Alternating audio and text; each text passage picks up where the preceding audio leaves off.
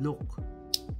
Boom! So, affiliate ka. Naghanap ka ng seller na mapagbigay, galante, at willing magbigay ng samples. So, shoutout nga pala kay Smart Fun and Stationery. Napansin tayo itong seller na to. Nag-reach out sila sa akin and nagtanong sila kung pwede bang makipag-collaborate kasi napansin nila na align yung kanilang product sa creating or making here. So, syempre, sino ba naman tayo?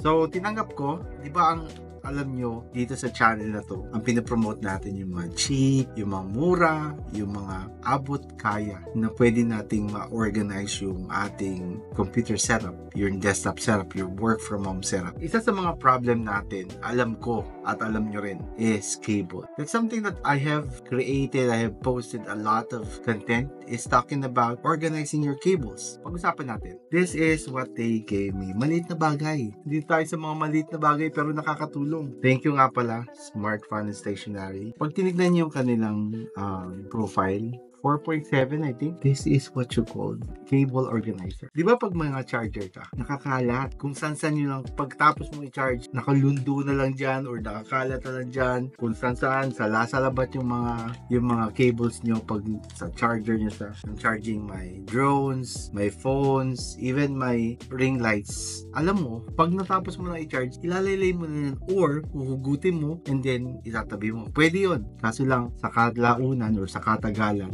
nag-loosen din yung USB port ng ating brick or yung charger. So, mas maganda, iwanan mo na lang, pero i-organize mo. So, ito yung pinadala nila sa akin. Medyo maangas Look, cute! Alam mo naman tayo, more on aesthetic. May kasama siyang double-sided. Di ba meron nitong variation? Yung kiklip mo siya, yung ikaklamp mo siya, pero ito, magnetic. Look. Boom! Tunog pa lang, quality na. Boom! Meron siyang 6 charger. Di ko alam kung narinig nyo Quality at mura lang siya.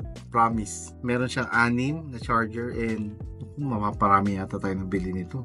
And aesthetic siya. Meron siyang double-sided, 6 din. Pipiliin mo lang kung saan mo lalagay. Saan mo pa makikita to? Syempre, saan pa? Sa yellow basket. So, ano pa hinihintay nyo? Smart Fun Stationery, thank you po. Sana mapadala nyo pa ako ng maraming pwede nating i-review. Maraming salamat, Smart Fun. Till our next video. Follow for more.